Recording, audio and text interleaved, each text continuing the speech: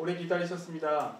오늘 2024년 김대중 대통령 탄생 100주년과 서거 15주기를 맞이하여 조선대학교 사회과학연구원과 한국정치사상학회가 공동으로 학술 행사를 마련했습니다. 그래서 오늘 때마침 이제 탄생 100주년을 맞이해서 올해 초에 사상가 김대중이라고 하는 책을 펴내신 황태현 교수님을 특별히 강연자로 모셨고요. 그리고 이제 많은 한국정치사상학회의 회원 선생님들과 또 우리 지역의 여러 어르신들, 또 김대중 추모사업회 회원들 이렇게 참석해 주셨습니다. 아무튼 더운 여름에 시간 내서 와주셔서 정말 감사합니다. 저는 조선대학교 사회과학연구원 원장을 맡고 있는 정치외교학과 교수 공진성입니다. 반갑습니다. 오늘 행사는 저희 연구원과 한국정치사상학회가 공동으로 주최하는 행사인데요. 서울대학교 박성우 교수님이 한국정치사상학회 회장을 올해 7월부터 맡고 계십니다. 첫 번째 우리 이제 회장 임기에 시작하는 행사인데요. 오늘 나오셔서 대회 인사해 주시겠습니다. 박수 맞아 주십시오.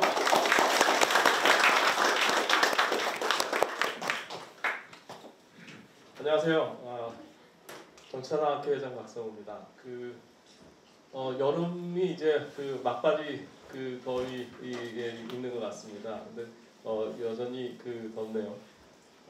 이제 아쉽지만 저희 학교에 있는 분들은 이제 방학도 끝나갑니다.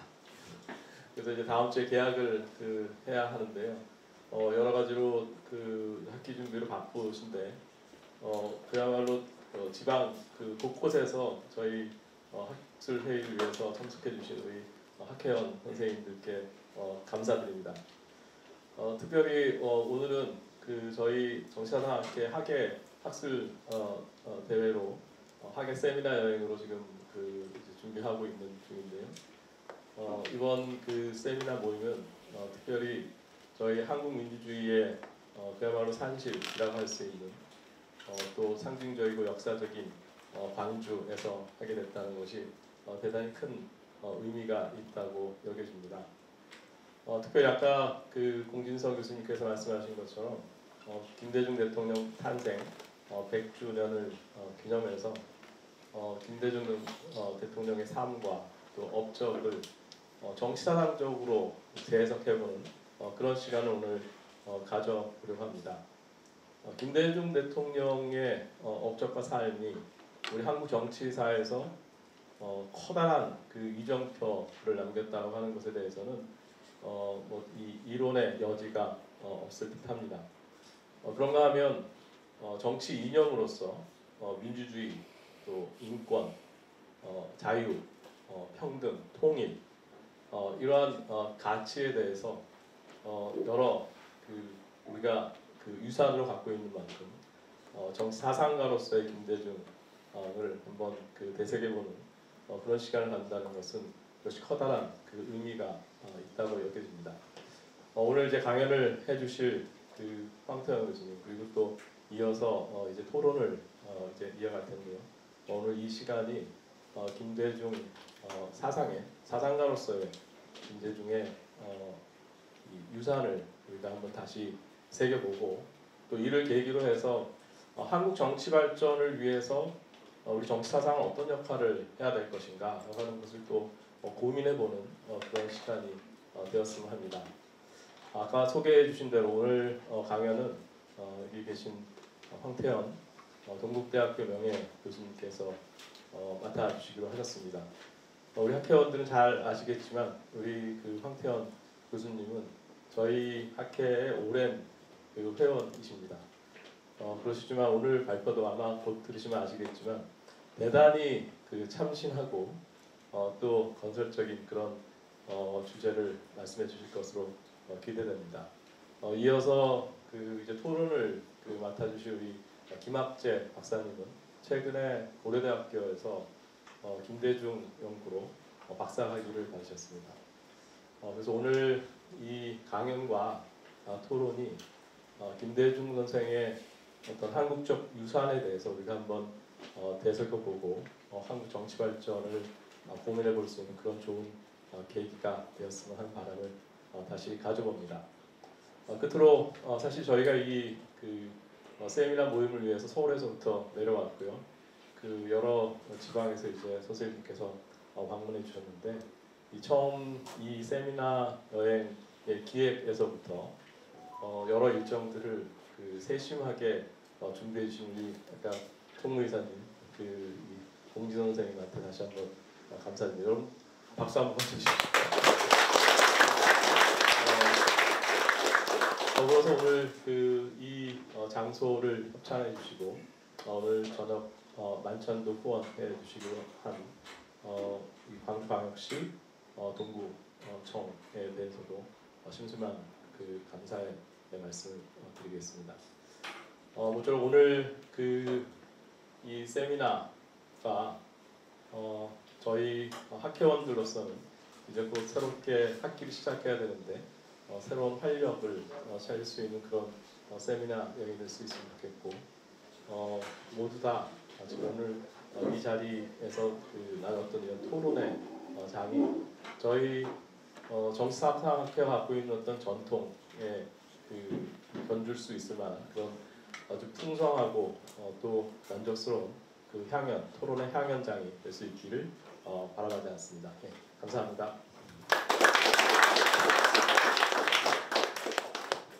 오늘 이 뜻깊은 행사를 광주, 그것도 인문 도시를 표방하고 있는 동구에서 개최할 수 있게 되는 것은 좀 전에 이제 우리 박성호 회장님도 말씀하셨지만 동구청의 따뜻한 후원 덕이었습니다. 오늘 우리가 이제 사용하고 있는 이 공간도 동구 인문학당이라고 해서요. 여러분들 다 잘 아시는 아프니까 청춘이다라는 책을 쓰신 김남도 교수님의 이제 할아버지가 지으신 집입니다.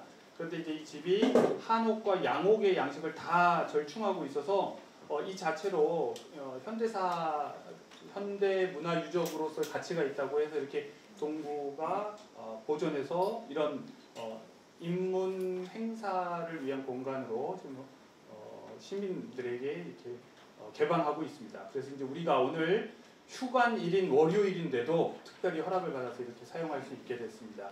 오늘 이 행사를 동구에서 개최할 수 있도록 도와주신 광주광역시 동구청의 신동아 부청장님께서 환영의 말씀 해주시겠습니다.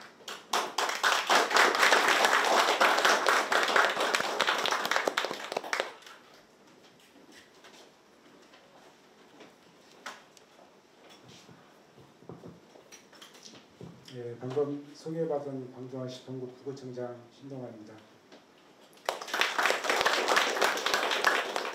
오늘 이 뜻깊은 자리 청장님께서 당연히 오셔가지고 환영의 말씀을 해주시려고 하셨는데요.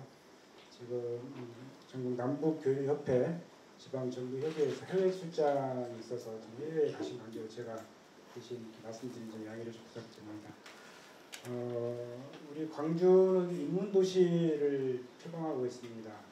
365일 설레는 36.5도시의 따뜻한 광주 동구 비전을 가지고 사회 곳곳에서 인문도시, 인문에 대한 그런 냄새들, 그런 향기들, 그런 몸짓들 이런 것들을 가지고 광주 동구를 참 살기 좋은 그런 광주 동구로 만들려고 지금 노력하고 있는 그런 지역인데 오늘 이렇게 많은 분들께서 저희 동구를 찾아주셔서 너무나 감사하고 또 환영한다는 말씀을 같이 드리겠습니다.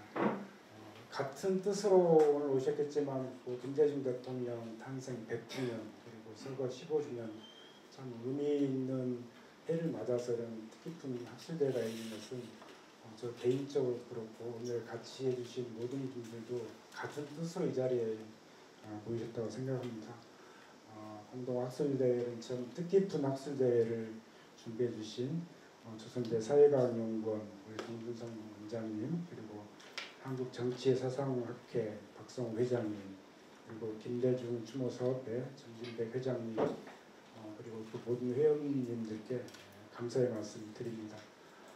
더 말씀 제가 드리지 않아도 같은 생각입니다만 김대중 전 대통령 생전에 많은 업적을 남기시고 많은 발자취를 남기시고 우리 대한민국의 민주주의 우리 확고히 자리 잡는데 큰 역할을 하신 큰 거목이십니다.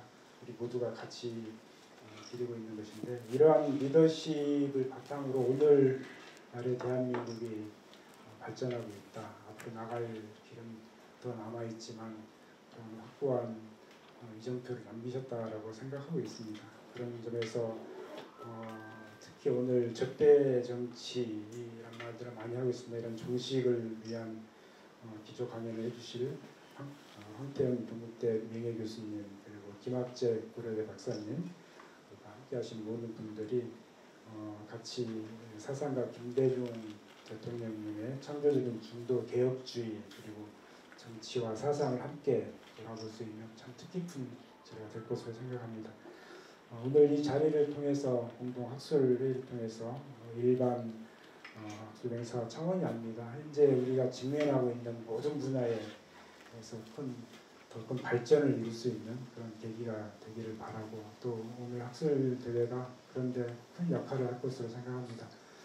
개인적으로 그런 느낌을 받았었는데요. 오늘 함께하신 모든 분들의 눈동자를 보면서 참 한편으로는 숙연하다라는 생각이 들고 한편에서는 우리가 나가야 할 길이 더 멀구나 않구나라는 생각이 들었습니다.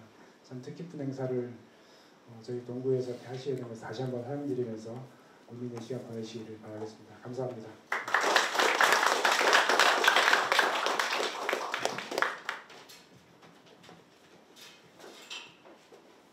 다시 한번 큰 박수 부탁드립니다.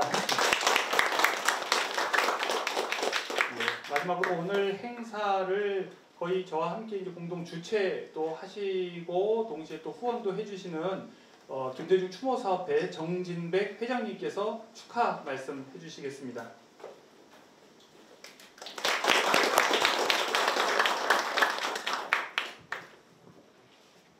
이렇게 폭염을 무릅쓰고 왕래 모셔가지고 이 꽉 찬 인문학당을 보니까 정말 이 준비해 주신 한국정치사상학교와 조선대학교 사회과학연구원 그다음 동구청 마음 깊이 감사드립니다. 저는 김대중 대통령 서거하신 직후부터 추모 사업을 꾸려가지고 지금 만 15년에 이르고 있습니다. 주요 행사로는 2009년부터 10월부터 학술 행사 쭉 연차적으로 계속 진행해 왔습니다. 국제 학술회의를 포함해서.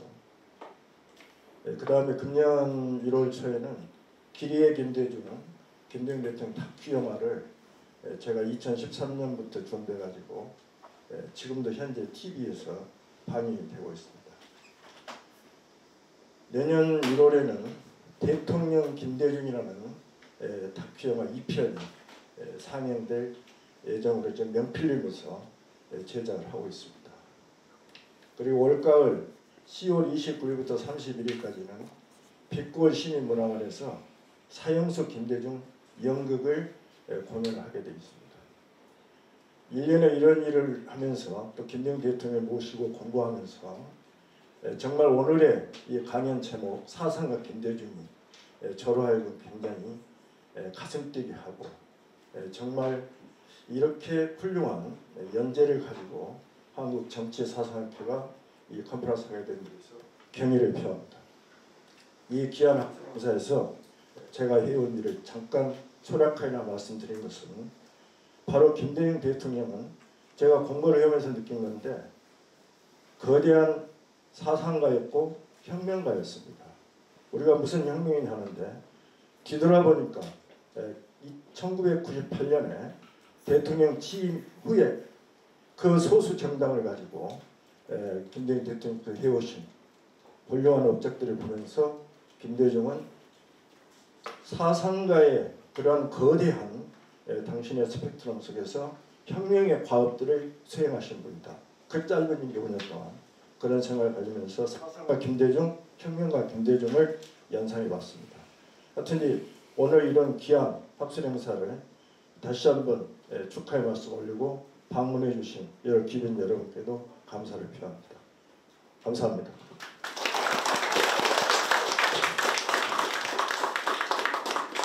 그러면 이것으로 사전 행사를 마치고 사전 행사가 아니죠. 어쨌든 개회식을 마치고 이제 본격적으로 황태현 교수님께 마이크를 전달해드리겠습니다. 한 1시간 정도 강연해 주시고 잠깐 이제 쉬었다가 그 다음에 이제 토론으로 이어지겠습니다. 예. 큰 박수 부탁드립니다.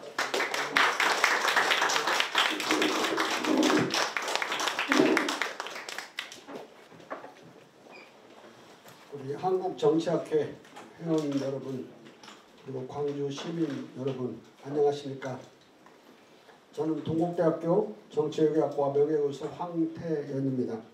저는 김대중 정부 시절에 대통령 자문 정책기획위원, 제2건국위원회 기획위원, 새천년 민주당 부소장, 소장을 맡았었습니다.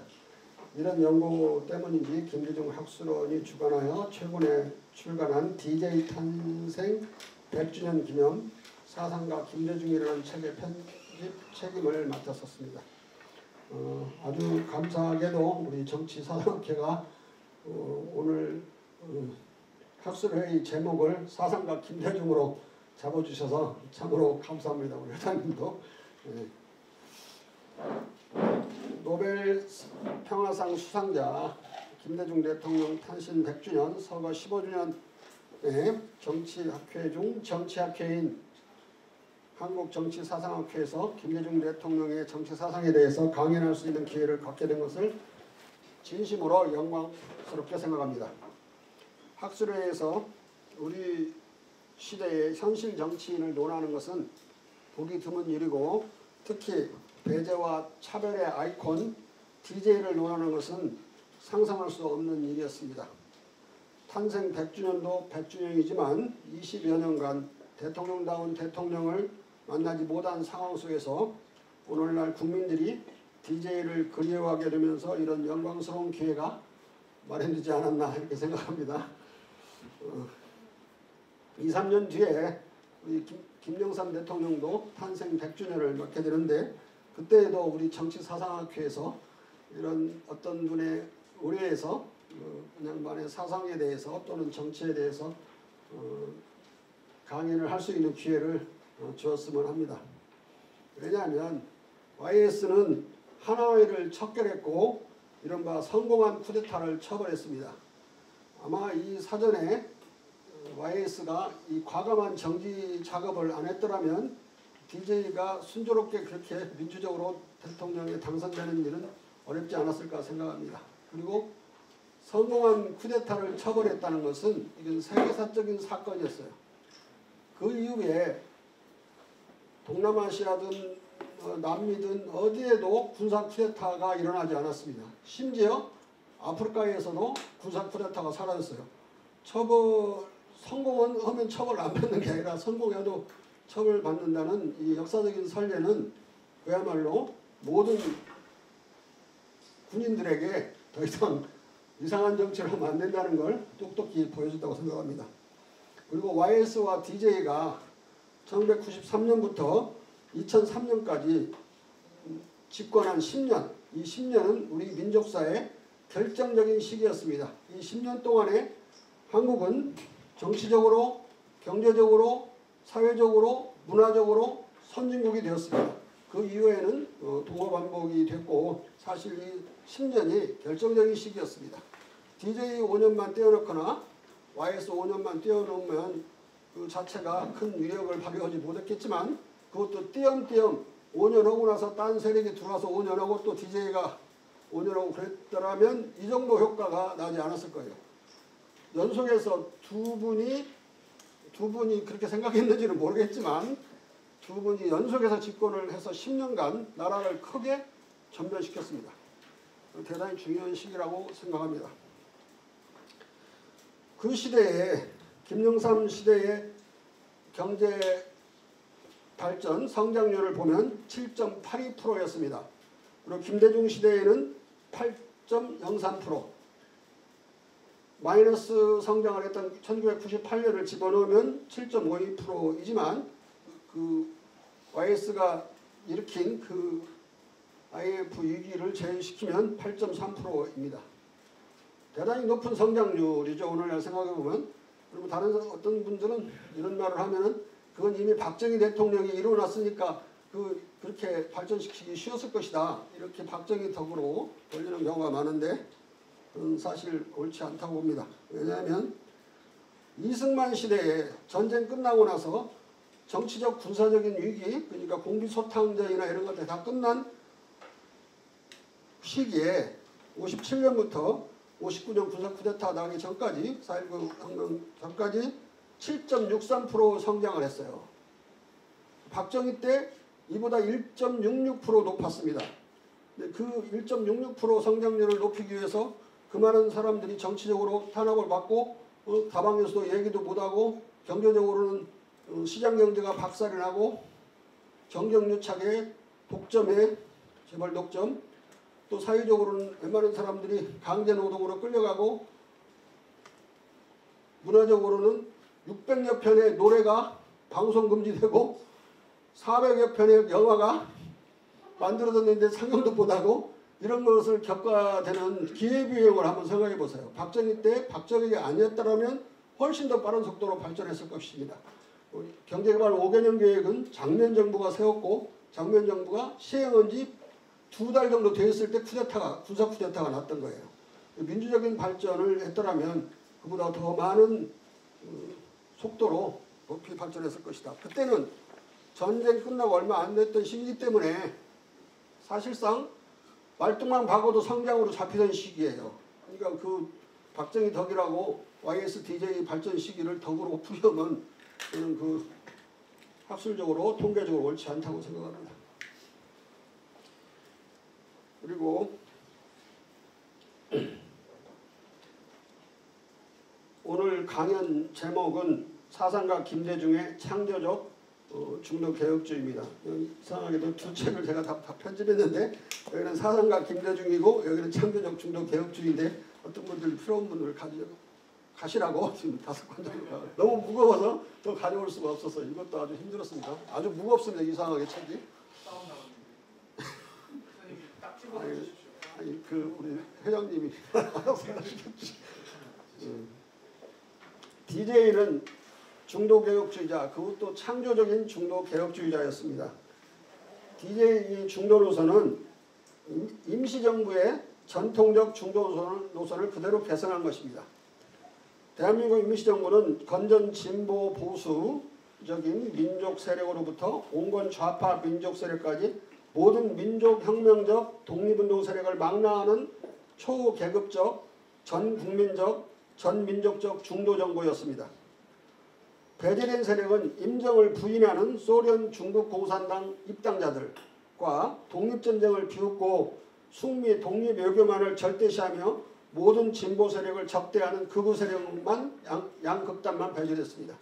이승만이 이제 이 양극단의 극우 세력에 속했는데 결국 문제를 일으키고 상해 소재지를 직무 소재지를 떠나고 헌법에 위배되고 또 돈을 벌여서 유용한 통에 탄핵을 당했죠.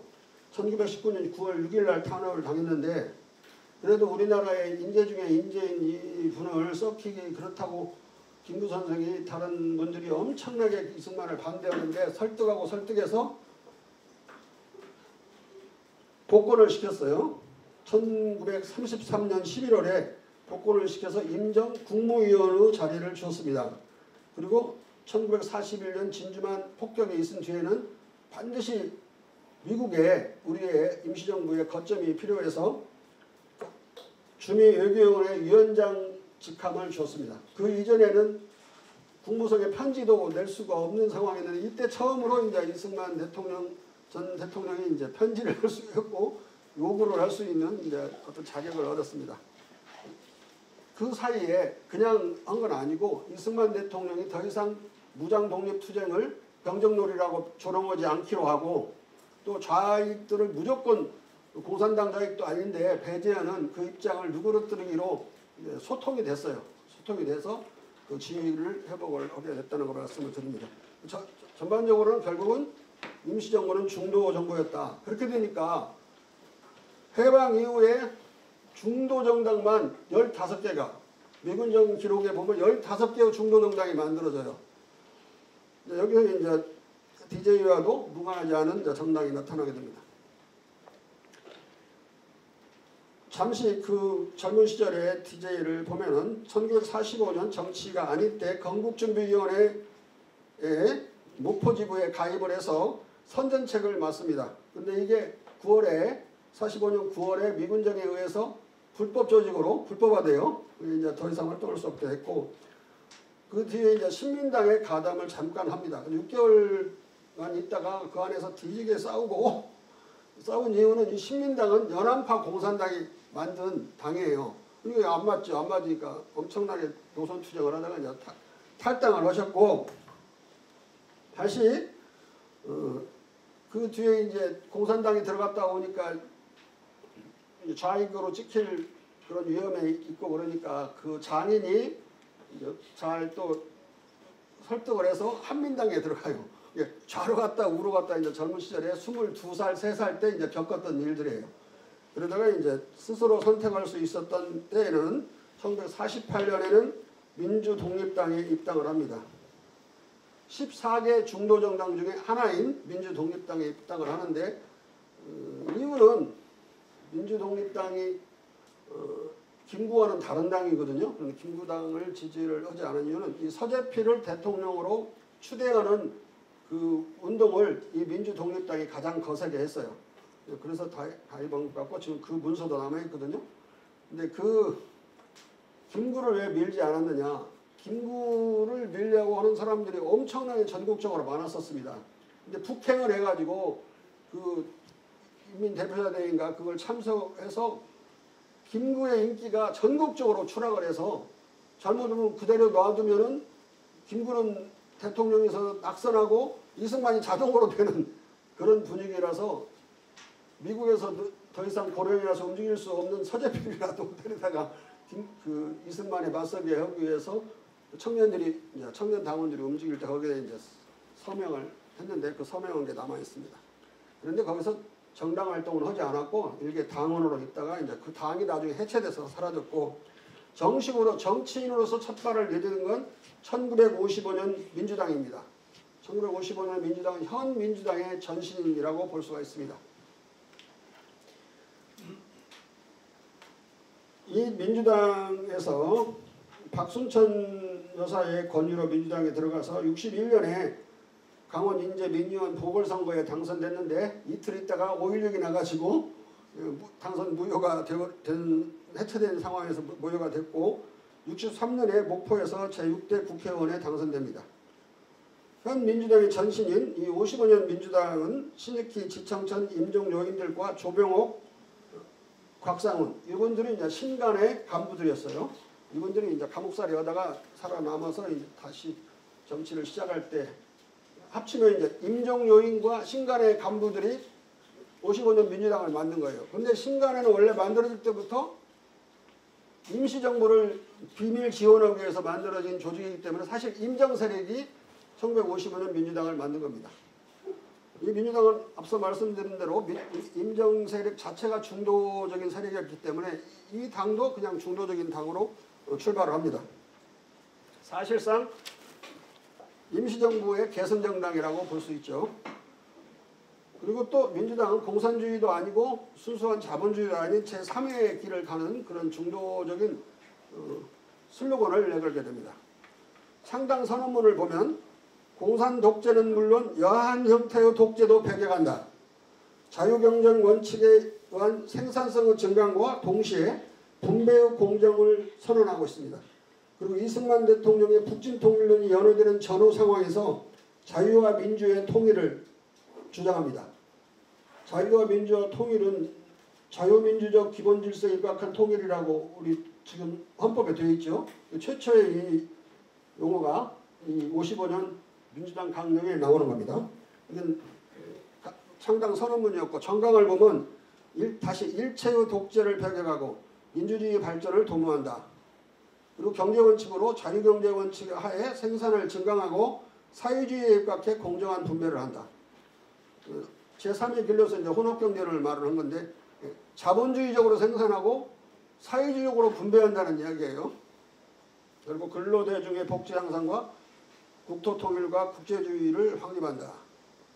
정책에는 국민 기본생활 보장, 정책으로는 일찍이 55년에 나왔지만 이걸 실현한 게 2000년 DJ가 이 법률을 만든, 이거 세월이 엄청 지난 뒤에 이 법률을 만들었어요. 그리고 대단한 자부심을 대통령은 느꼈었습니다. 그리고 중소상공업의 적극적 보호 육성, 중소기업이 잘 살아야 뭐 경제가 잘 산다. DJ 말은 여러분들 잊지 않았을 정도로 귀에 따갑게 들었을 텐데 이때 이미 강령에 들어있던 내용이고, 사회보장제도의 확립과 의료 기회를 균등하게 한다. 의료보험을 전두환 때 만들어진 의료보험을 건강보험으로 바꾼 그 정권이 국민의 정부예요. 의료보험과 건강보험 완전히 다른 겁니다. 의료보험에서 커버하는 건 10% 20%도 안 됐어요. 병명에. 근데 DJ에 이것은 거의 100% 커버가 됐고, 또 지금은 몇천 원밖에 내지 않잖아요. 어디를 그 병원을 가든 약국을 가든. 그때는 2, 3만 원씩 내야 돼서 대학교 다닐 때 의료보험 체계 있을 때. 이 두 개를 혼동하시면 안 되는데, 그때도 30%만 하자고 하는 보건복지부 장관 등을 필요해서 너무나 의사들이 대드니까 그런 의견들이 있었지만 DJ는 단호하게 100% 해야 된다. 이유는 한번 봐라. 30% 했던 일본이 지금도 30% 하고 있다. 100%가 아니에요. 일본은 지금도. 하려면 지금 하여간 용을 써서라도 100%를 해야 가난한 사람들이 살 수 있지. 안 그러면 다 병들어 죽는다고. 그래서 이제 밀어붙여서 만든 겁니다.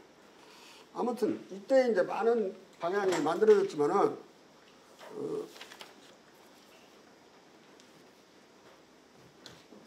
문제는 이 55년 강령에 그 경제 강령이 문제가 있었던 거예요. 경제 강령에 자본주의적으로 생산하고 사회주의적으로 분배한다. 경제적 분배야 복지 분배도 있지만 경제 안에서 분배는 임금과 이윤이잖아요. 임금과 이윤을 사회주의적으로 하면은 누가 자본주의적 생산을 하겠습니까? 그 이윤하고 임금이 비슷해지거나 뭐 이렇게 되면 DJ는 이 문제를 짚었어요. 물론 비판을 하지는 않았고 이 대안을 냅니다. 그 대안이 여러분이 잘 아시는 대중경제론 또는 나중에 대중참여경제론으로 발전을 하게 됩니다. 이 치명적인 문제점은 바로 사회주의적 분배를 해서는 자본주의적 생산도 안 된다는 거예요. 문제는. 이 문제를 해결하기 위해서 그 이전의 체계는 DJ가 문제 삼았던 강령 말고 그 경제체제는 독점 위주로 재벌 위주로 되어 있어서 정경유착과 독과점으로 공정경쟁 체제가 미확립되어 있고 자유시장 경제는 와해돼 버린 상황이었습니다. 그래서 물건들이 비싸고 품질이 불량했어요. 품질 좋은 물건은 대단히 고가였습니다. 내가 어린 시절에 낙타파스와 왕자파스가 있었는데 기억하시는 분들 있을 거예요. 낙타파스밖에 나는 못 샀었어요. 돈이 없어서. 왕자파스는 부자들이 반에 한두 명 샀쓰고 이게 그 소비에 참여할 수가 없는 거죠. 품질 좋은 그 소비에. 그 다음에 이제 위스키 같은 것은 이제 수입품 또 미군 부대 PX에서 흘러나온 것밖에 없었거든요. 그러면은 그건 가난한 사람은 아예 접근도 못하는 그런 술이었고, 그래서 비슷하게 이제 만들어서 그 짝퉁 위스키를 만드는데 그게 도라지 위스키예요. 도라지에다가 그냥 우리 소주 부어갖고 2-3일 있다가 먹는 거예요. 도라지 위스키 뭔지 모르고 낭만에 대해 노래하는 분들 많을 텐데 도라지 위스키 다 사 먹었어요. 이게 우리의 서울은 가난이 이 도라지 위스키에 섞여 있는, 어려 있는 그런 술입니다. 그러니까 좋은 품질 좋은 상품과 물건에는 대중은 참여를 할 수 없는 거예요. 대중 참여 경제라는 게 무슨 뜻인지 알겠죠? 그러면 이것을 가난한 사람도 품질 좋은 물건을 살 수 있게 만들려면 자유 경쟁을 시켜서 생산자들이 값을 싸게 할 수밖에 없게 만들고 품질을 개량할 수밖에 없게 만들어야 되겠죠. 그래서 시장 경제를 복원하는 수밖에 없었던 거예요. 그리고 그런 정경유착을 끊고 재벌 개혁을 할 수밖에 없었다. 그게 이제 그런 내용이 대중참여 경제론에 나오는데 그걸 다 설명하면 국민은 어려우니까 DJ는 민주주의와 시장경제와 생산적 복지의 병행 발전이 내걸었던 겁니다. 같은 이야기예요. 같은 이야기인데 돈이 없더라도 별로 가난하더라도 좋은 품질을 살 수 있게 값싸게 만들면 이 문제가 해결된다고 봤던 겁니다. 시장경제도 온전하게 돌아갈 수 있고 자본가도 생산을 열심히 할 수 있고 노동자도 물건의 대중 소비 시장에 대중적으로 참여할 수 있는 그런 거니까 시장 경제를 부정하지 않으면서 시장 경제를 받아들이면서 대중도 잘 살 수 있는 그런 아주 모순된 그 문제를 창조적으로 이제 해결을 했습니다. 이 창조적인, 이 중도적인 해결을 보통 미국에서는 이제 삼각화 전략이라고 그래요. 극단적인 사유주의적인 분배와 자본주의적인 생산의 극단적인 양쪽 측을 그냥 갖다가 혼합시켜 놓은 게 55년 민주당 강령이잖아요. 이렇게 해서는 문제가 해결이 안 되는 거죠. 금방 봤듯이. 그러니까 극단과 양극단 사이의 중간 지점을 선택한다고 해서 해결이 되는 게 아닙니다. 그래서 이 삼각화라고 하는 것은 좌쪽의 한 점과 우익 쪽의 한 점을 직선으로 연결시켜서 그걸 밑변으로 하고 꼭지점을 위에다 찍어서 삼각형을 그리는 거예요. 삼각형을 그려서 왼쪽으로 좀 더 갈 수도 있고 오른쪽으로 좀 갈 수도 있겠죠. 꼭지점이. 그렇지만 이 높이가 있잖아요. 이 높이는 창조성을 드러내는 거예요. 어느 정도 창조적인가. 이 창조성을 집어넣으면 이 중도적인 정책에 대단히 다양한 선택들이 있을 수가 있는 겁니다. 대중참여 경제론이 유일무이한 창조적 중도 개혁주의적인 선택은 아니고 다양한 선택이 또 나올 수 있는 거죠. 여러분들 또 머리를 잘 쓰면 이보다 더 좋은 경제정책을 입안에 창안에 낼 수 있다고 생각합니다. 옛날에 대불공단에서 전봇대가 있어가지고 이게 실리콘 박스를 실은 그 수출용 트럭이 좌회전 우회전이 어려웠어요. 그 전봇대 때문에 한 번에 안 되고 여러 번 후퇴 있다가 전진과 후퇴를 반복해서 한 4번째 해서 나갔는데 그걸 해결책을 놓고 전봇대 제거론과 전봇대 이전론이 아주 그냥 심하게 부닥쳤어요. 이 경우에 창조적인 중도적인 정책은 어떤 것이 있을 수 있을까요? 그때 저는 그건 두 개 다 해결책이 아니라고 봤어요. 지중화 땅에다가 묻는 길이 지금은 전 세계가 대도시는 전부 전봇대를 지중화합니다. 우리 서울도 강남은 지중화되어 있어요. 강북은 여전히 전기줄로 뭐 요란하지만 지중화를 하는 방법이 창조적인 중도적 해결책이죠. 그런 식의 해결책을 찾아가는 거. 미국식으로 따지면 미국에서 공화당하고 민주당이 가정정책을 패밀리 폴리시를 놓고 어떻게 부닥쳤느냐. 보수당인 공화당은 패밀리 밸류, 가족 가치가 중요하다. 아버지의 지위도 중요하고 어머니의 지위, 할아버지의 지위 중요하다고. 이 민주당은 가족을 금전적으로 지원하는 것이 중요하다. 우선적인 것이다. 그리고 둘이 엄청 싸웠어요. 근데 클린턴이 등장해가지고 패밀리 밸류도 중요하고 금전적 지원도 여전히 중요하다. 두 개를 합쳤어요. 동시에 실시를 한 겁니다. 그러면서 가정이 많이 이혼율이 줄어들었어요. 돈만 막 지원하니까 가족 가치는 깨지니까 이혼이 엄청 늘어나는 거고 거꾸로 돈 지원 안 하고 끊으니까 가정이 파산해버리는 공화당 정책은 가정을 파산시키고 좌파 정책은 민주당 정책은 이혼율을 급격히 늘리는 두 개의 폐해를 막는 방법은 가족 가치를 중시하면서 동시에 금전적인 지원을 계속하는 것. 또 70년, 80년 이상 서구의 좌파 정당과 미국의 민주당은 성장을 하려면 내수를 진작시키기 위해서 갑종 소득세를 낮춰야 된다. 감세를 해야 된다. 반대로 우파는 그런 게 소용없고 그 기업에 법인세를 감세를 해줘야 된다. 이 돈이 있어야 투자를 하지. 이런 식으로 70년, 80년 이상을 대립해 왔습니다. 근데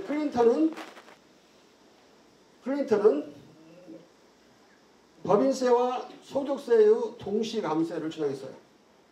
그래서 많은 실업자를 구제했고 그것을 더 과격하게 한 자가 누구냐? 트럼프예요. 트럼프. 민주당이 슬그머니 조금 했던 것을 어마어마하게 과격하게 35% 법인세를 15% 낮춘다고 공약하고 낮추고 나왔는데 그렇게는 못 낮추고 17%까지 낮추면서 미국의 전 세계로 나갔던 미국의 대기업들이 다시 미국으로 돌아오기 시작하면서 새로운 영어가 생겼죠. 리어셔링. 미국의 해변으로 다시 돌아온다는 그 말이 생겼는데 문재인 정부 때는 거꾸로 집권하자마자 법인세를 2%도 올렸어요. 하나도 안 돌아오고 거꾸로 더 나갔죠. 우리나라 기업들이. 그러니까 여기서 서로 양쪽 극단에서 주장하는 내용들이 아주 상극인데 그 두 개를 그냥 결합시는 게 중요한 게 아니라 동시감세, 동시란 말이 중요합니다. 뭐 한 3년 전에 기업세, 법인세 감세했다가 또 3년 뒤에 소득세 감세하고 이런 게 아니고 그래서는 성장 효과가 나지 않습니다. 이걸 동시에 감세를 해야 세수는 줄어들지만 세율은 줄어들지만 경제 성장으로 볼륨이 커지면서 세수는 그대로 있거나 세수가 늘어나는 그런 상황이 왔고 지금 마크롱도 똑같은 정책을 써가지고 청년 실업과 전체 실업을 엄청 낮췄고 경제를 다 살려냈어요. 그래서 지금 마크롱의 큰 소리는 그 미국의 정책을 그대로 써서 한 건데 DJ도 IMF 때 두 가지 법인세와 소득세를 동시에 감세를 했습니다. 그래서 IMF를 극복하는데 중요한 동력이 됐습니다. 몇 가지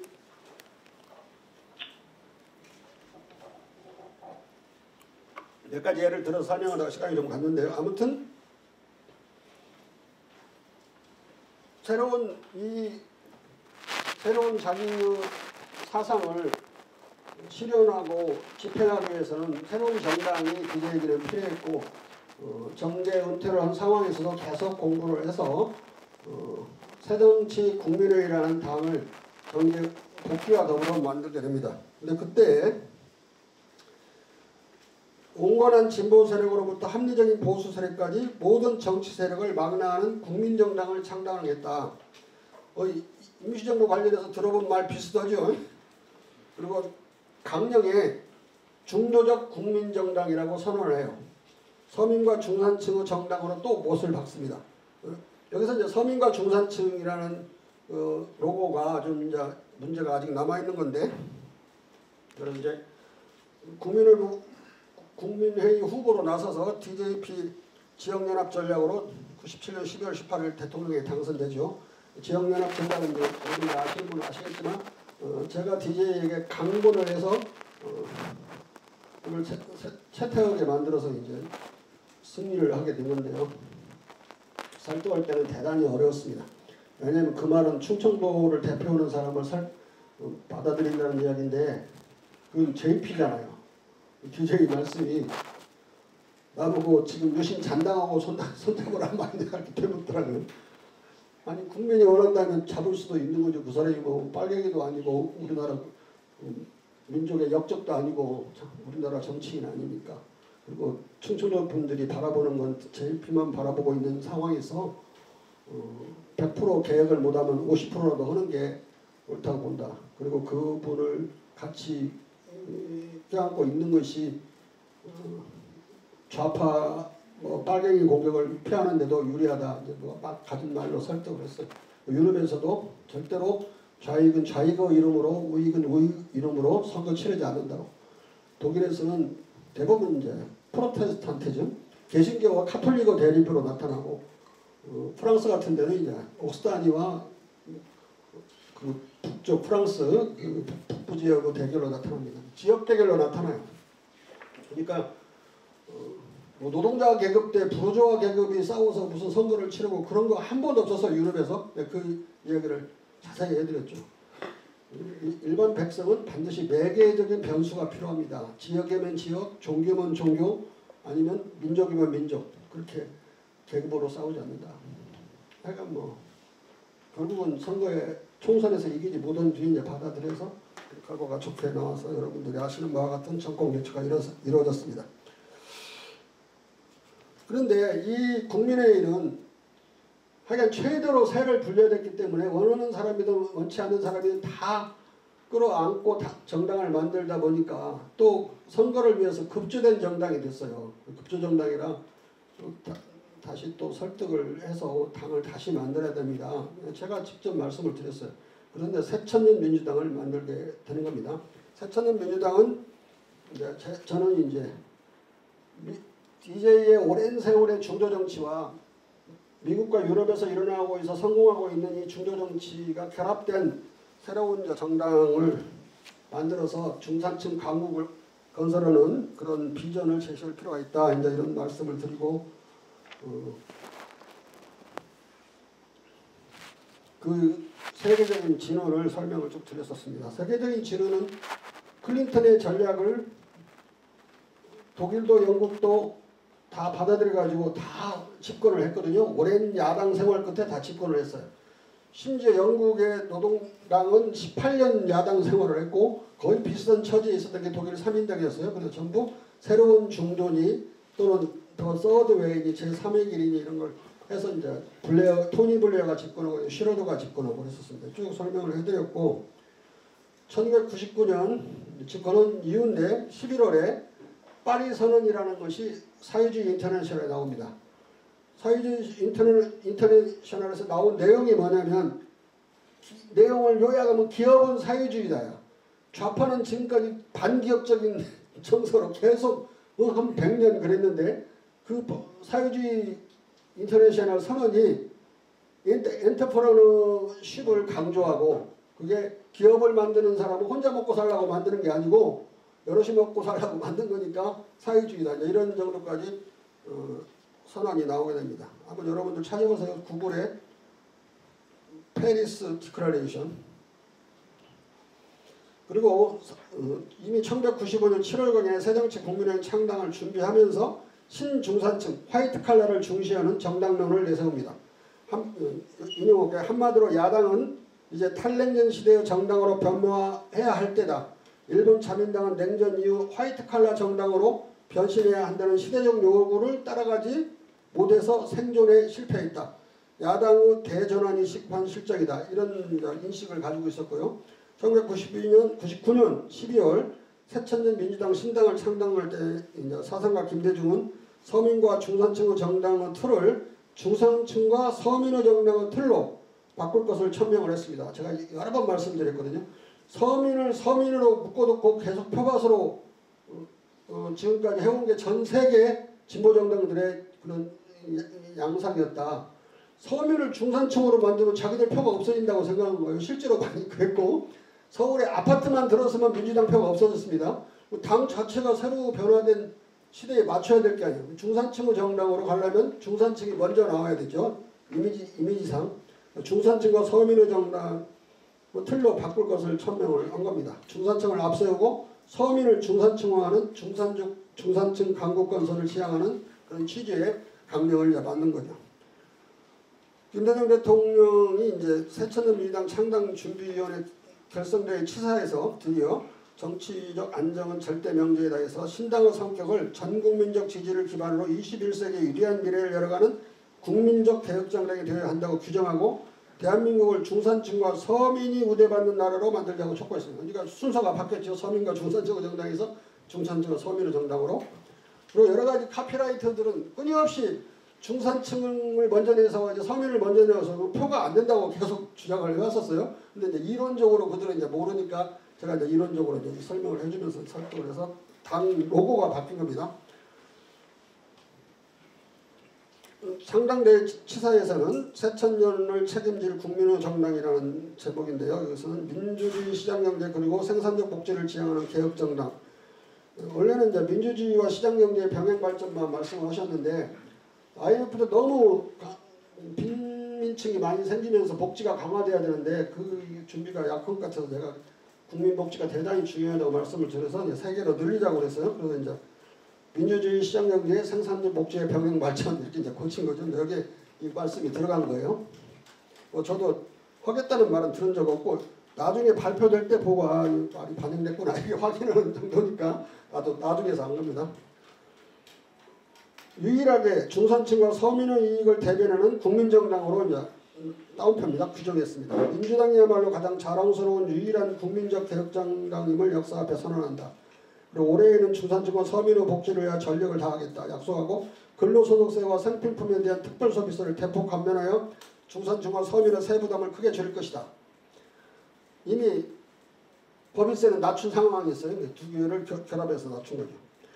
그래서 남북 정상회담 이후 개최된 전당대회에서도 김대중 대통령은 전당대회 치사 꿈과 희망을 주는 정당에서 우리 당은 중산층과 서민의 정당이다 다시 선언하고 중산층이 두터울 때 나라가 건강합니다. 중산층 강국로를 이제 제가 여러 번 말씀드렸더니 이제 집어넣어서 이제 이렇게 말씀하신 거고 일할 능력이 있는 사람은 정보와 교육 등 능력 개발을 통해 중산층으로 안정될 수 있도록 만들어야 합니다. 저는 플라톤이 중산층 강국론을 핀 것과 아리스토텔레스가 중산층 강국론을 핀 것과 최근에 미국의 사회학자들이 핀 것과 다 결합시켜갖고 설명을 쭉 해드렸어요. 그 공자님도 말씀하셨던 그런 중산층 강국이라는 말은 공자가 안 썼지만 비슷한 규절이 있어요. 골고루 잘 사는 것이 중요하다고. 사람은 가난보다도 고르지 못한 것을 더 두려워한다. 배고픈 것보다도 배 아픈 것을 더 두려워한다. 네, 그렇게 저는 쉽게 설명을 하는데 미 민주당 리더십협회 의장 엘 프롬이 이제 프로그레시브 센트리스트 코스라고 미국 민주당 노선은 그렇게 표현을 했고 앤토니 기든스는 영국 노동당에 관련해서는 레디컬 센터 그리고 더 서드 웨이 이런 말로 표현을 했습니다. 그리고 윌 마셀이라고는 이제 싱크탱크 민주당 싱크탱크 마샤는 2000년에 레디컬 센트리즘 이렇게 이런 용어가 이제 등장해서 쓰여질 텐데 저는 이걸 우리나라 어감을 고려해가지고 우리나라에 뭐 진보니 급진이니 뭐 사회주의니 나오면 막 경계하잖아요. 그래서 빼고 한국 특유의 정서를 고려해서 두 용어를 의미론적으로 혼합해서 중도 개혁주의로 의역을 했습니다. 뭐 내 마음대로 의역을 한 걸 가지고 쓸 수는 없는 거죠. 그래서 대통령께 올려가지고 이렇게 강령을 만들겠습니다. 그랬더니 오케이가 나와서 재가를 받은 거죠. 그리고 대통령 옛날부터 중도주의였고 또 국민의 새천년 새정치 국민회의도 중도적 국민정당이라고 선언을 하셨으니까 계속 가시는 게 좋겠습니다. 말씀을 드렸었고 그런데 제가 중도개혁주의라고 의역을 한 뒤에 2001년에 미국의 싱크탱크 소장 윌 마샬이 1년 뒤에 레디컬 센터를 자기가 쓰던 말을 버리고 리폼 마인드 센트리즘이라고 다시 용어를 재정립을 했어요. 그대로 번역하면 개혁을 생각하는 또는 개혁을 마음에 염두에 두는 중도주의. 합치면 뭐 중도개혁주의죠. 내가 의역한 것이 제대로 맞았다는 걸 확인해 준 셈이죠. 저는 이제 이에 따라 2000년 1월 초 신당 강령을 기초하면서 전문에 이념 대립을 극복하는 중도개혁주의, 국민통합주의, 세계주의, 통일민족주의, 노장청 통합주의, 여야 화합정치를 신당 6대 지향노선으로 열거를 했습니다. 여기서 저는 중도개혁주의는 이제 보역대결을 이념 대립을 극복하려고 자꾸 주장을 했던 거고요. 여기서 통일민족주의는 민족주의를 낡았다고 생각하는 포스트 모더니스트들이 너무 많았어요. 그래서 포스트 내셔널리즘으로 넘어가고 민족주의를 낡은 이념으로 그렇게 취급하는 사람들이 많았는데 그런 측면도 없잖아 있지만 저는 두 가지 측면에서는 민족주의가 여전히 진보적인 역할을 할 수 있다고 봤어요. 하나는 통일을 지향할 때 민주주의를 내세우겠습니까? 자유를 내세우겠습니까? 그건 뭐 북한을 부정하는 이야기가 되니까. 그래도 한민족이라고 하는 거 하나만은 서로 공통될 수 있기 때문에 통일을 지향하는 민족주의는 진보적인 역할이 남아있다. 다른 하나는 여전히 그 이전에 마찬가지로 어떤 제국주의적인 강국이 우리를 억압하려고 할 때는 여전히 저항적 민족주의는 진보적인 역할을 수행할 수 있다고 생각을 했고 그렇지만 우리한테 시급한 것은 통일민족주의가 시급하다고 해서 집어넣었던 겁니다. 뭐 그런 중요한 이야기는 아닌데요. 그래도 옛날 이야기지만 의미가 있는 이야기라서 말씀을 드렸습니다. 근데 이런 저의 생각 또는 DJ의 생각 이런 것들이 이제 국제적인 그런 조류와 그런 맞아떨어지는 그런 상황이었습니다. 그래서 그대로 이제 정당 노선과 정부 기본 노선이 이제 맞춰지게 됩니다. DJ는 중도개혁주는 아까 삼각화 전략 때문에 본질적으로 창조적일 수밖에 없는 건데요. 가령 DJ는 타당의 정책이 국민에게 해로우면 사활을 걸고 반대 투쟁을 전개했습니다. 그러나 두 정책이 충돌하는데 각각 정책이 국민에게 조금이라도 이로운 것이 있으면 둘 다 받아들여 창조적으로 수선하고 고쳐서 결합시켜가지고 새로운 정책을 만들어냈습니다. 대표적인 창조적 중도 정책은 첫째, 아까 말씀드렸던 대중참여 경제론이고 쉽게 표현해서 시장경제 민주주의 병행발전 또는 시장경제 민주주의 생산적 복지의 병행발전입니다. 두 번째는 소득세, 법인세 동시감세, 세 번째는 일동맹 3친선 외고론, 그건 뒤에 말씀드리겠습니다. 그 다음에 소프트파워와 하드파워의 균형 발전론, 다섯 번째는 지원하나 간섭하지 않는다는 중도개혁적인 문화정책, 여섯 번째는 거국내각식의 공동정부론 등을 들 수 있습니다. 대중참여론은 앞서 말씀드렸으니까 그냥 넘어가도록 하고 소득세와 법인세 동시감세론도 대충 넘어가도록 하겠습니다. 다만 DJ의 지론이었던 외교 전략 일동맹 3친선 전략에 관해서 말씀을 드리겠습니다. DJ는 외교에도 창조적인 중도주의 원칙을 적용해서 이렇게 말씀하셨어요. 우리에게 주변 4대국은 약이 될 수도 있고 독이 될 수도 있다.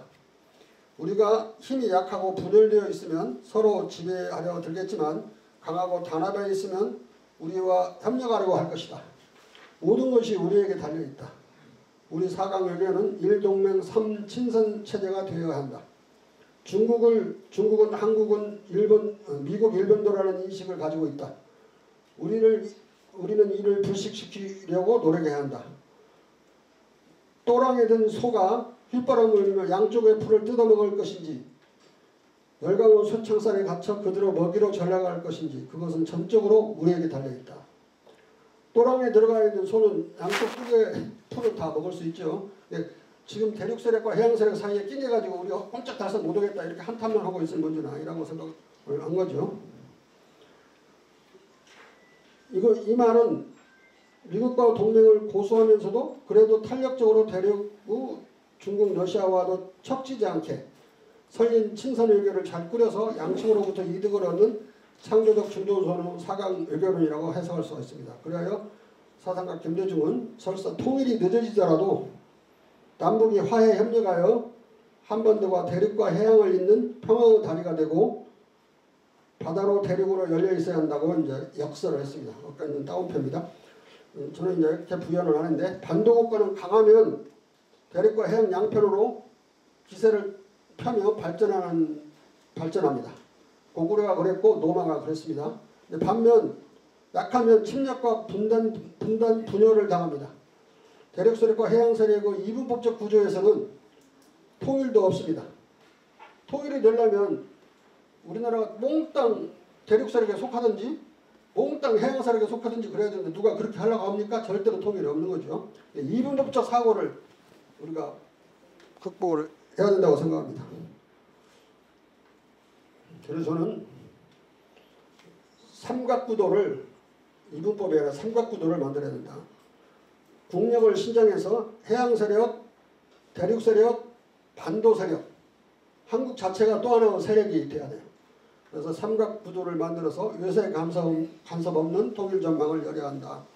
한반도가 열강원 쇠창살에 갇혀 그대로 먹이로 전락할 땅인지 즉 해양과 대륙 양대 세력에게 수동적으로 결정당할 땅이라는 비관주의를 떨쳐버리고 동맹국 미국의 적극적인 후원과 주변 상국의 친화 협조를 얻으려는 균형 잡힌 일동맹 3친선 외교로 반도 강국으로 도약할 수 있는 진로를 국제적으로 개척 확보하고 제3세력으로서의 반도 세력으로 발전 정립되는 반도국가 특유의 중도적 국가 비전을 개창했다고 생각합니다. 반도 세력과 반도 강국 개념이 중요한데요. 해양 세력과 대륙 세력만 있는 게 아니라 반도 세력도 있을 수 있는 거고 우리나라는 현재 반도 세력으로 도약할 수 있는 직전의 상황에 와 있다고 생각합니다. 김대중은 이것을 양쪽의 풀을 뜯어먹는 노랑에 든 소가 되는 것으로 표현을 했습니다. 노랑에 든 소는 우리나라 속담이에요. 속담을 우리는 몰랐는데 이 양반이 또 써가지고 우리가 다시 배우게 됐습니다. 대선 공약으로 지금 대한민국은 대륙 해양 반도 세력과 삼각구도를 만들어내기 직전에 와 있다는 말씀을 드립니다. 뭐 더 설명은 하지 않겠습니다. 그다음에 또 하나의 이제 창조적인 중도 개혁주의 정책으로는 대성명으로 내걸었던 문화산업부 기간산업화 정책을 내걸고 지원하나 간섭하지 않는다는 문화정책으로 문화정책, 대일 문화개방 정책 등 중도개혁적인 문화정책으로 문화강국을 건설해서 한류를 일으켰습니다. 한류 지원하나 간섭하지 않는다는 정책의 첫 번째 작품으로 나온 이제 우리 영화가 쉬리예요. 쉬리. 저도 봤는데 쉬리를 공연하는 상영하는 날 미국의 페리 국무성 뭐 한번도 담당관이가 왔어요. 국무 차관인지 뭔지 기억이 안 나는데. 근데 정부 관리들 고위 관리들 만나려고 그랬는데 페리는 안 만나고 전부 쉬리 보러 가갖고 못 만났어요. 그런 일이 있었습니다. 아무튼 그 쉬리 이후에 영화산업은 비약적으로 발전해서 뭐 더 이상 설명하지 않은 상황까지 가게 됐습니다. 물론 영화만 그런 게 아니라 뭐 노래, 가요, 뭐 기타, 우리나라 한류의 음식까지 다 이제 해외에서 각광을 받는 상황이 되었습니다. 이때 이제 내부에 국민의 정부 내부에 큰 논쟁이 붙었는데 한류를 지원하는 정책연구소를 세워야 된다는 주장하고 놔두어야 그냥 발전한다는 주장에 정면으로 붙었어요. 나중에 보니까 DJ가 그냥 놔둬야지 그거 정책연구소 만들라고 하면 한류 죽어버린다. 그런데 그대로 놔두고 여기까지 온 겁니다. 만약에 그때 또 정부가 간섭하면서 뭐라고 거기다가 뭐 티칭 레슨을 하려고 했다간 죽도 밥도 안 됐을 거예요. 물론 그대로 놔둔다고 해야 된다는 입장은 이제 김한길도 정확하게 그 입장을 취했던 걸로 기억을 합니다. 그때 그 사람이 정책기획 수석이었습니다.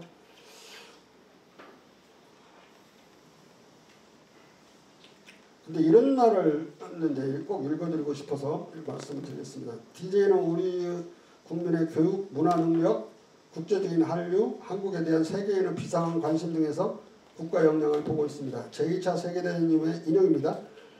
세계에서 독립한 150여 개 나라 중에서 민주주의와 시장경제를 제대로 하는 나라는 우리 한국뿐이다. 우리 한국 국민은 높은 교육열, 지적 호기심을 지니고 있다. 지식정보화 시대에 가장 알맞은 민족이다. 산업화 시대에는 맨 뒤에 서서 굳건히 쇠퇴했지만 지식정보화 시대에는 강국으로 떠오를 것이다. 높은 교육열, 지적 호기심에 민주주의가 합해져서 우리 문화가 세계의 주목을 받을 것이다. 지금 주목을 받고 있죠. 그 첫 번째 현상이 한류이다. 세계가 한반도를 주시하고 미래는 한민족에게 열려있다. 이것은 이제 저는 해석하기를 1차적으로 소프트 파워 강국, 또 김구가 꿈꿨던 문화 강국을 이제 비전으로 제시한 거라고 생각합니다. 근데 DJ는 근데 이런 소프트 파워 강국만을 생각한 게 아니라 소프트 파워와 하드 파워가 동시에 균형 잡힌 동시 증강론을 핍니다. 방위산업을 일으켜서 하드 파워 강국을 지향을 했습니다. 여러분들은 다 잊어버리셨겠지만 국력 증강에서도 소프트 파워와 하드 파워를 치우치지 않게 둘 다 키워 새로운 국력을 갖추는 창조적인 중도 노선, 즉 스마트 파워 증강 노선을 추구하고 또 동시에 물질적 국부 증대는 말할 것도 없고 군사력 증강과 방위산업 발전을 통한 하드 파워 강국 건설에 각별한 노력을 기울였습니다. 1999년 10월 1일 대규모 사업과 교환, 즉 빅딜을 통해서 대우중공업, 삼성항공, 현대우주항공 이게 막 흩어져 있었어요. 방위산업이. 이게 3사를 통파해가지고 여러분이 잘 아시는 우주항공산업 즉 KAI, 카이를 출범시켰습니다. 카이가 DJ 임기 중에 이제 첫 번째 낸 작품이 2000년 전투기 KF-16을 생산해서 납품했고 T1 기본 훈련기를 자체 개발했습니다. 한국 기술이죠. 그다음에 2016년 DJ가 임기가 끝난 뒤에는 T-50A 초음속 고등 훈련기, 그다음에 FA-50 경공격기 이거 많이 수출했습니다. FA-50은 그다음에 그때 이제 기한이 되고 교육이 됐던 보람에 15년부터 이제 계속됐는데 4.5세대 초음속 전투기 KF-21 보람의 개발이 시작됐고 2022년 7월 개발을 완료했습니다. 지금 전 세계로부터 주문을 미리 받고 있고 2032년까지 우리나라에 120대가 실전 배치될 겁니다. 폴란드, 필리핀, 인도네시아 등 지역으로 이제 수출이 예약되어 있습니다. 마지막으로 이제 중도 개혁적인 그런 정부 운영의 창조적인 중도 개혁주의의 이제 효과를 보면요. 사상가 김대중 그가 매번 강제해온 온건한 진보 세력으로부터 합리적인 보수 세력까지 모든 정치 세력을 망라하는 중도적 정치 노선에 따라 집권 후 국민적 지지 기반을 최대로 확대한 거국내각식 DJP 공동정부를 운영해서 국민을 통합했습니다. 좌우 보역 대결을 극복하고 국민 통합을 이룩한 대통령은 지금까지 김대중밖에 없었습니다. 다 혼자 먹으려고 권력을 그러다가 자기들만 먹다 보니까 나머지 배제된 사람들이 가만히 있지 않죠. 모든 세력이 다 대드는 임기가 끝날 때면 완전히 고립돼서 대통령이 올라가는 그런 게 반복되어 왔습니다. DJ 때는 의학분업 때문에 의사하고 약사하고 죽으라고 싸웠지만 보수와 혁신 간에 싸운 적은 없었어요. 김대중은 DJ는 이른바 DJP 지역연합으로 대선에 승리한 뒤 보수파 지도자 JP와 TJ 박표준을 총리로 삼고 내각의 절반 9개 부처를 이제 자민련에 내줬고요. 의석의 50석도 안 되는 자민련에게 이제 배당을 한 겁니다. 또 대통령 비서실장의 보수적 경북인사 김준건을 통일부 장관의 이북 출신 안기부 북한국장 엄청나게 꼴통 보수였겠죠.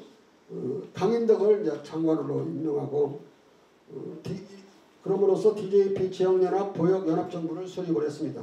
그래 국민의 정부 시절에는 지금과 같은 보역 대결이 없었고 유일하게 요란한 갈등은 의학 분업 과정에서 밥그릇 싸움을 벌이는 집단 이기주의적인 의학 갈등뿐이었습니다. 성과를 요약해 보면 여러분들이 다 아시겠지만 첫째는 우리나라는 DJ 5년간 IMF로 망실되었던 국가 발전 동력을 회복했고 두 번째는 군사 독재 세력과 민주 세력 간의 장구한 대결은 수평적 정권 교체의 달성으로 민주 세력의 완전한 승리로 끝맺음으로써 나라를 진일보시키고 안정시켰습니다. 이때 옛 민간 군사 독재 시기와 비교해보든 2003년부터 지금까지 이어진 25년과 비교해보든 정치는 가장 안정되었고 근무기 운동에서 보듯이 국민화합도 가장 잘 이루어졌습니다. 세 번째는 이것을 배경으로 DJ는 중도개혁적 경제복지정책으로 경제를 살려 IMF 구제금융을 세계 최단식 3년 반 만에 상환을 했습니다. 아르헨티나는 지금도 상환을 못했고 영국은 7년 걸렸어요. 우리 3년 반. 그 영국같이 강대국이 7년 걸린 걸 그 반절 기간에 다 해냈습니다. 네 번째는 산업화에는 뒤졌지만 정부에서는 앞서나가자는 구호를 내걸고 단 5년 만에 우리나라를 세계 최강의 IT 강국으로 만들었습니다. 다섯 번째는 지원하나 간섭하지 않는다는 원칙에 입각한 문화산업을 적극 진흥해 기간산업으로 육성함으로써 국제적으로 한류를 일으켰고 여섯 번째 인권위원회를 창설하여 한국을 세계적인 인권민주국가로 고용시켰고 일곱 번째 복지국가로 고용시켰고 여덟 번째 문화강국으로 고용시켰고 아홉 번째 언론자유국가로 고용시켰고 이때는 계속 언론자유국가로 한국이 거의 세계 수위를 달렸으며 지금 많이 폭락했지만 열 번째는 햇빛정책 추진으로 남북긴장을 완화시키고 남북교류를 획기적으로 진척시켰습니다. 돌아보면 모든 보수주의는 늑대에게 자유를 주어 양들을 잡아먹게 만들고 낡은 인습과 억압과 무지와 미시를 보수해 백성을 도탄에 빠뜨리는 반면 모든 급진 개혁주의는 언제나 국민을 실험 대상으로 삼아 그릇된 진단과 공상적 처방을 내리고 서툰 수단과 방법으로 이를 시행해 혼란과 파괴를 초래하고 혹시 의미 있는 성과를 냈더라도 수법상의 과격성과 잔악성 때문에 이마저도 흐지부지 되고 말았습니다.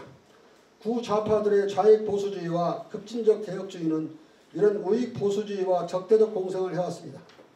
하지만 중도개혁주의는 뉴라이트 신보수주의, 신자유주의, 우익 독선과 제대로 싸울 뿐만 아니라 공상적, 실험적, 급진적 진보주의와 좌익 보수주의, 좌익 독선을 반대하고 좌우 이념의 교조에 매이지 않는 실사구시 정신에 입각해 국민에게 실익을 극대화해주고 국가와 국민의 도덕적 정체성과 정치적 문화적 민족적 자존심을 드높이는 정책을 추구합니다. 따라서 시위에 적중하고 원칙을 끊임없이 다듬고 고치는 영구수정주의를 방법론적 철학으로 삼습니다. DJ도 수없이 정책을 고치고 또 고치고 또 고치고 그 이전에 했던 말 하면 나중에 너무 고치니까 거짓말쟁이라고 이제까지 들을 정도로 그렇지만 국민의 입장에서 이게 뭔가 틀린 것 같으면 계속 고쳐야 되고 그런 영구수정주의 퍼머넌트 레비셔니즘이 오른 거라고 저는 생각합니다.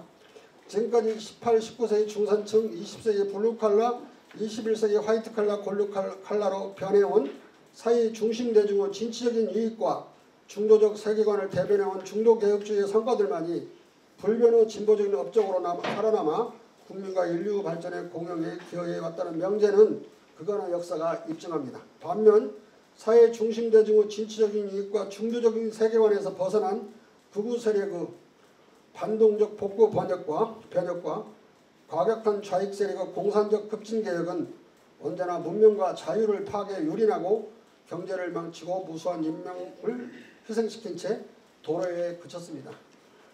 제가 DJ의 사상을 요약을 하면서 제 생각을 한번 이렇게 정식화해봤는데 여러분들이 이게 다 마음에 들지는 않았겠지만 그래도 몇 마디는 쓸모가 있을 거라고 생각을 합니다. 이것으로 시간이 얼마 되는지 모르겠지만 딱 1시간 해서 경청해 주셔서 고맙다는 말씀과 함께 이걸로 마치겠습니다.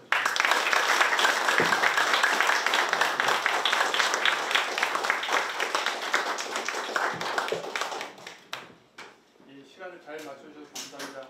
15분간 휴식을 취하고 나서 이제 본격적인 대담과 토론의 시간으로 이어가겠습니다. 예, 휴식 취하십시오.